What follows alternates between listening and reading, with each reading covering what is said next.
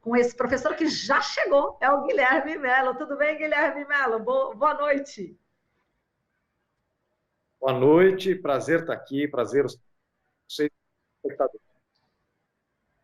Prazer é o nosso, Guilherme Mello, professor do Instituto de Economia da Unicamp, diretor do Centro de Estudos de Conjuntura e Política Econômica dessa universidade. Guilherme, bom, o presidente Jair Bolsonaro afirmou agora nesse sábado, lá em Goiás, né, que vai prorrogar o pagamento do auxílio emergencial a trabalhadores informais e desempregados até o final do ano. Mas o valor não vai ser de R$600, né, o que circulou aí pela imprensa, que pode ser R$300, mas o martelo ainda não foi batido.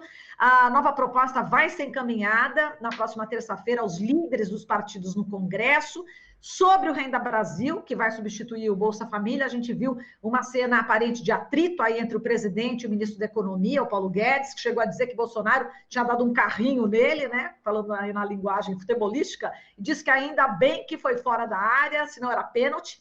Até que ponto, Guilherme, existe essa possibilidade de expulsão do ministro Paulo Guedes nesse jogo, né, que agrada tanto o mercado financeiro e a elite econômica? E qual que é a jogada que você vê aí por trás desse auxílio emergencial?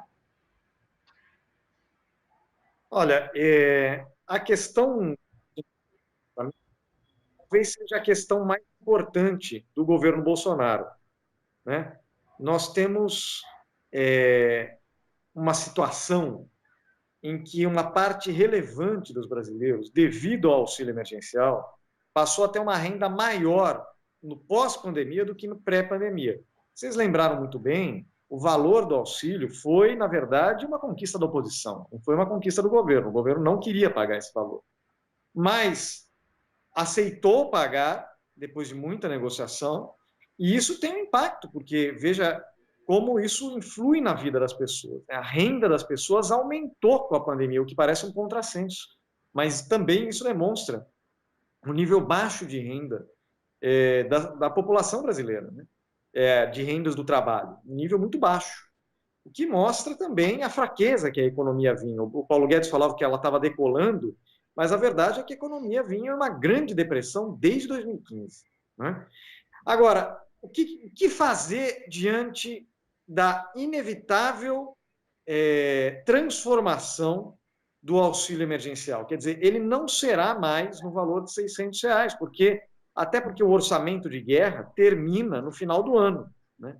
Eu acho, sinceramente, que o governo deveria manter o auxílio no valor de R$600 até o final do ano. Mas o Paulo Guedes já deixou claro que o objetivo dele é reduzir esse valor antes mesmo do final do ano. Provavelmente eles seguram até a eleição e depois da eleição eles reduzem o valor. Né? É uma coisa muito, digamos assim, politicamente simples de imaginar que vai ser isso que será feito. Agora, qual o novo valor? Isso importa menos para os 2 últimos meses, importa mais para o ano que vem, quando, segundo Paulo Guedes e o próprio Jair Bolsonaro, o teto de gastos volta a operar. Ou seja, haverá uma limitação enorme para o governo fazer gastos e investimentos, inclusive em transferências sociais. Isso implica em quê? Isso implica em dizer que vai sair o auxílio de R$600 e para muitas pessoas, milhões de pessoas, não vai ter nada no lugar. Né? Claro que uma parcela dessas pessoas deveriam estar recebendo auxílio, a gente sabe disso. Militares, servidores públicos, que fraudaram o auxílio com, digamos assim, a complacência dos mecanismos de controle do governo, né? Onde já se viu militar que tem soldo, que tem salário, ganhar auxílio emergencial. Mas milhões de brasileiros deixarão de receber esse auxílio, enquanto outros milhões passarão a ver sua renda diminuir pela metade ou até mais. E isso, obviamente, tem um impacto político enorme, e é nessa questão que o governo Jair Bolsonaro vai se debruçar, eu acho que nas próximas semanas. Agora, Guilherme, a proposta do Renda Brasil, que deve substituir o Bolsa Família, vai extinguir o Farmácia Popular. O Estado não vai acabar gastando mais com as pessoas que, sem acesso aos medicamentos, podem ficar doentes e pressionar ainda mais o sistema público de saúde? A proposta do Renda Brasil é uma proposta que ainda basicamente não existe, né? se fala um monte de coisas, mas como em tudo no governo, a definição fica sempre para a semana que vem. O que se sabe é que ele vai pegar o Bolsa Família e mudar de nome, né? É uma jogada puramente de marketing político, porque o Bolsa Família é uma marca conhecida e reconhecida, inclusive internacionalmente. Ganhou múltiplos prêmios com um programa de transferência de renda muito eficaz no combate à pobreza, né? Agora, além do Bolsa Família, o Guedes quer juntar outros benefícios sociais, na verdade, extinguir esses benefícios e somar o orçamento desse benefício ao valor do Renda Brasil para dar um valor maior, né, para o Renda Brasil. Só que esses benefícios, muitas vezes, não tem nada a ver com Seguridade Social. Vamos pegar o caso do Farmácia Popular. Farmácia Popular não é previdência e não é assistência social. Farmácia Popular é um programa no campo da saúde. E assim deve ser tratado, certo? Se você extinguir Farmácia Popular, as pessoas podem até ganhar 30, 40 reais a mais no benefício, as pessoas que receberem. Tem muitas pessoas que são clientes do Farmácia Popular, mas não receberão o Renda Brasil. Essas têm uma perda imediata de renda. E mesmo as que receberem, vão ter perda, porque ele vai receber um pouquinho a mais, mas vai ter que gastar em remédio para diabetes, remédio para pressão, quer dizer, tratamentos que já comprovadamente, por estudos científicos, economizam dinheiro para o Estado. Porque você dando esse medicamento, essa pessoa fica menos doente e vai menos para o hospital. E, portanto, economiza recursos públicos. Então, Farmácia Popular é um bom exemplo de um programa que nada tem a ver com assistência social e que o governo planeja, ou pelo menos disse que poderia somar para o orçamento do Renda Brasil. Mas tem outros. O abono salarial, por exemplo, que foi o tema da polêmica do Bolsonaro com o Guedes, é um benefício pago para trabalhadores que ganham entre 1 e 2 salários mínimos. Muitos desses trabalhadores não terão direito ao Renda Brasil, ou eles simplesmente vão perder renda. É gente que ganha um salário mínimo que vai ficar ainda mais pobre, porque tem muita gente que fala, mas um salário mínimo o sujeito não é pobre. Bom, vá viver com vai sustentar uma família com um salário mínimo e vai ver se é fácil, se há condições para fazer isso. Então, esses programas, o abono, Farmácia Popular, até alguns falam do BPC, o que seria absolutamente, na minha opinião, inclusive inconstitucional, né? Mas outros, o próprio abono, você teria que mudar a Constituição, mas outros programas, o próprio seguro defeso, que é um seguro para trabalhadores pescadores pobres não pescarem na época da reprodução dos peixes, se for cancelado, mas tem muita fraude, então que se combata a fraude. Mas e os pescadores que precisam dele? Então, o Renda Brasil, de fato, da forma que foi anunciado inicialmente, é uma forma de tirar do pobre e dar para o muito pobre, sem melhorar muito o valor do benefício do Renda Brasil. Porque o valor máximo que eles conseguem chegar, juntando todos esses benefícios, é 270, 280 reais, que na prática é a mera correção inflacionária no Bolsa Família, né? Que já deveria ter sido feito lá no governo Temer e agora no governo Bolsonaro. Então, cadê aquele plano audacioso que vai garantir para o Bolsonaro um apoio popular? Eu acho que, na verdade, o governo está em uma grande dificuldade. E, fundamentalmente, essa grande dificuldade tem nome, chama teto de gastos.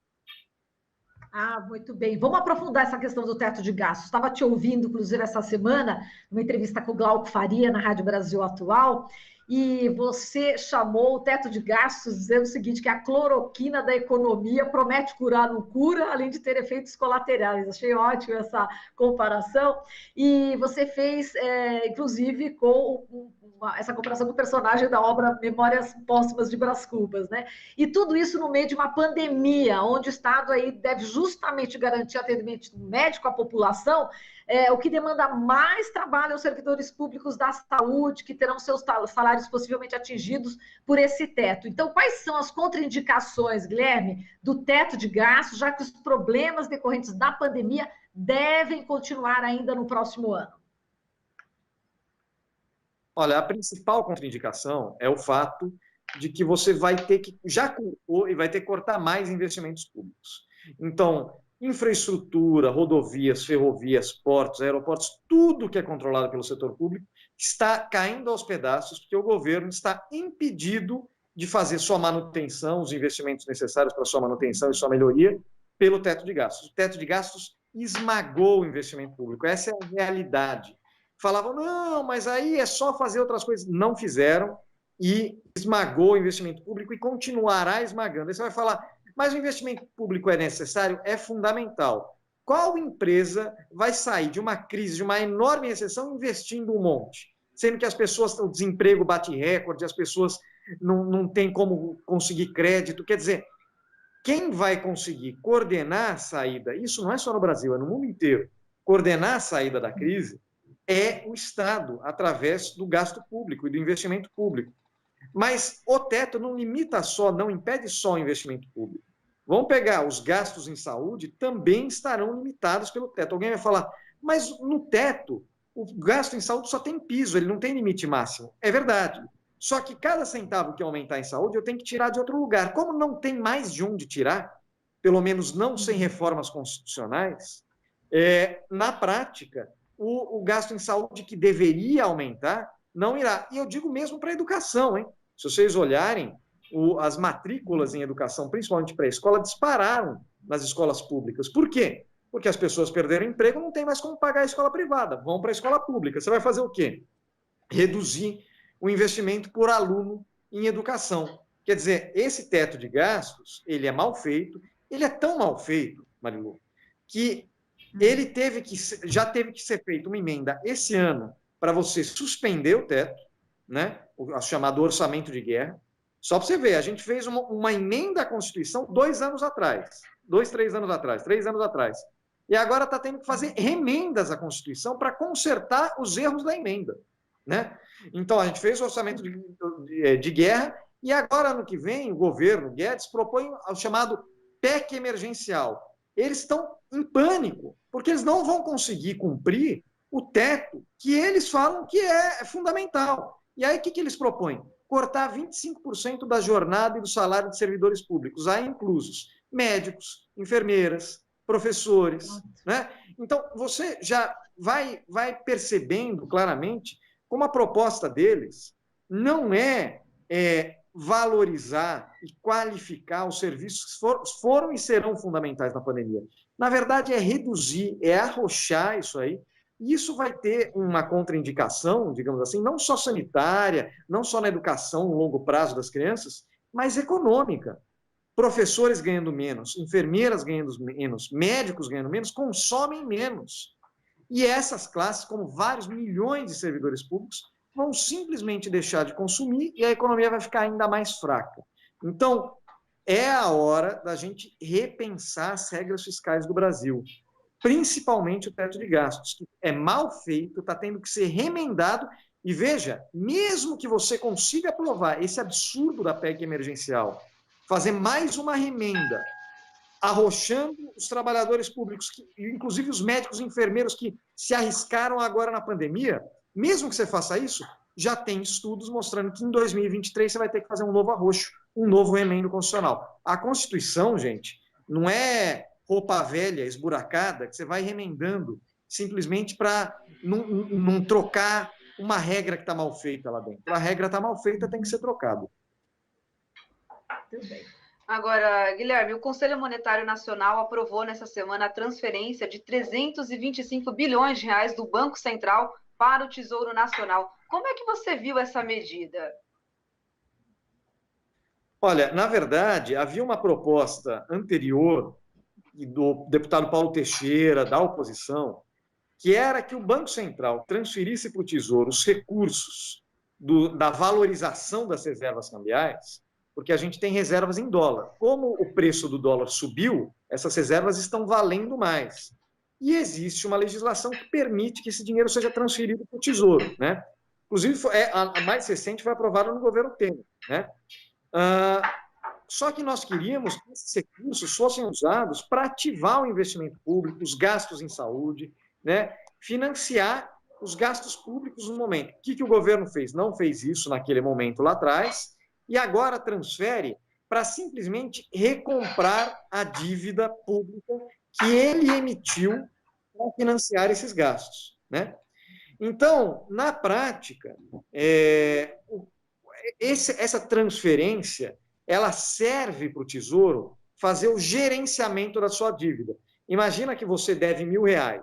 Se você tiver na sua conta R$20.000, você consegue gerenciar prazo de pagamento. Ó, paga um pouco agora, um pouco depois. Se você só tiver R$100, você está em apuros, né? Então, essa transferência serve para o Tesouro ficar com bastante dinheiro na sua conta para gerenciar prazo, condições de rolagem da dívida pública. Eu não acho equivocado. O que eu acho equivocado é que isso não tenha sido feito antes para financiar os gastos e investimentos necessários ao combate à pandemia, porque lá atrás teria tido um custo menor. Né? Não, você teve que emitir dívida pública com um custo mais alto e agora está tendo que recomprar essa dívida pública. Então, na verdade, é uma operação financeira que não vai trazer grandes benefícios, porque deveria ter sido feito lá atrás, mas melhor agora do que não ser feito.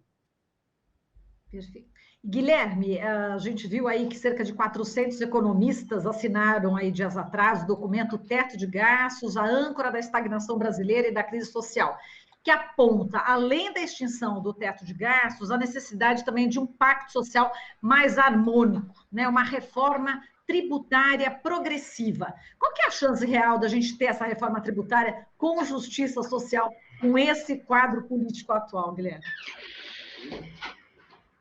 A chance de você conseguir conquistar políticas ousadas de distribuição de renda é a chance que você constrói ao longo do tempo na sua luta. O Bolsa Família não caiu do céu. Ele foi uma construção, certo? Que demorou muitos anos para um governo disposto a implementar uma política desse tipo.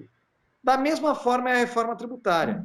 É importante que o tema apareça no debate, que as pessoas saibam do que se trata, que as pessoas saibam que existem propostas de tributação sobre os muito ricos, sobre os super ricos, e de desoneração sobre os mais pobres. Ah, mas o governo Bolsonaro vai fazer isso? Não, ele não entrou aí para fazer isso. Ele entrou aí, inclusive, para destruir o Estado, cortar salário do professor, do médico, certo? Reduzir o investimento público. Ele sempre disse que faria isso. Então, eu não espero que seja no governo Bolsonaro que seja feita essa reforma, mas eu espero que esse debate amadureça na sociedade e que um próximo governo tenha condições políticas de trazer esse tema como um tema prioritário de seu governo. Se no governo Lula e Dilma o foco foi incluir o pobre no orçamento, ou seja, no gasto público, através do Bolsa Família, da ampliação dos investimentos em educação, do ProUni, do Reúne, de gastos em saúde, né, um programa médico da família, do Minha Casa Minha Vida, etc.